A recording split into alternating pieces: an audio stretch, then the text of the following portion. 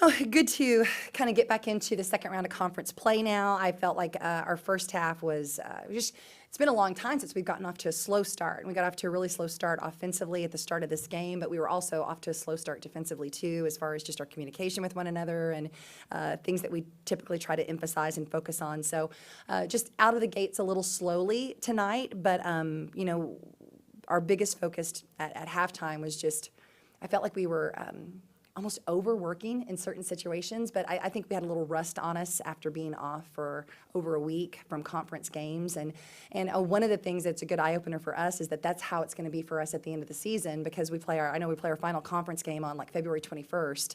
And so it's going to be a pretty big amount of time before we get to play our first one up at Sioux Falls. So that's a good thing for us to be aware of and to be thinking about as a coaching staff already. But proud of the girls. I know Faith got 2 quick ones in the first quarter and didn't get to play as many minutes as we normally have her. I thought Maria did a great job of not subbing out the whole first half and kind of anchoring us defensively and offensively. Both girls ended up having good games and just thought Faith came out and just found her groove and didn't press too hard even in the second half, but had 13 points in the second half alone after being held scoreless until halftime. So I thought a much improved Fort Wayne team. I know that Coach has a really young group there at Fort Wayne, and I think they're just continuing to get better. They play hard. I like a lot of the things that they're making adjustments on throughout the season. So I thought they did a great job tonight as well, and just was happy to see our girls kind of settle into a rhythm a little bit more in the second half, and low turnovers from Maya to play that many minutes and not have any turnovers. I think that's a highlight for me to see as well. And she stepped up and did a lot of things for us offensively in the first half to kind of keep us where we needed to be. But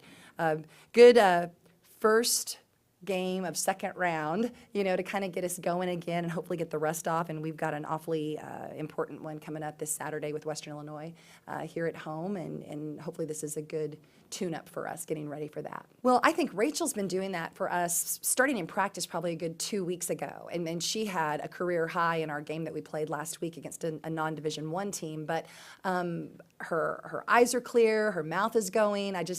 Rachel is all about intangibles. That's her value to us is so great because of all of her intangibles. But I thought she really anchored a lot of things for us tonight by coming in and kind of giving us a calmness at times that we needed it.